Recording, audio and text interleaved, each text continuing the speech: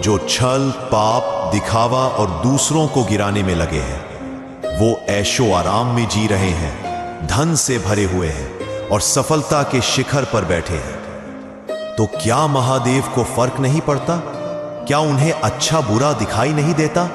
सुन, महादेव सब देख रहे हैं, पर वो इंसानों की तरह तुरंत न्याय नहीं करते।